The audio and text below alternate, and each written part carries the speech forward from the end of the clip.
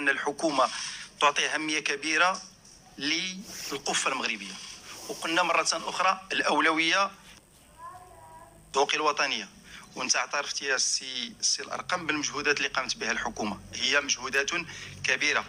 قدرنا أننا نحقق نتائج مهمة في بعض المواد، ولكن اللي نبغي نأكد مرة أخرى بأنه هذا الورش سوف تسير فيه الحكومة بشكل مستمر، ما غاديش يتوقف العمل ديالها. وانا هنا ملي كنقول العمل ماشي فقط هو العمل ديال الرقابه اللي هو مستمر، ولكن ايضا هو جمله من الاجتماعات اللي كتقوم بها الحكومه مع مختلف المنتجين، وكنتدخلوا حسب ماده باش نشوفوا الخصص اللي كاين ونشوفوا التمويل ديال السوق الوطنيه، وايضا نشتغل بكل الجهود على تخفيض الاسعار.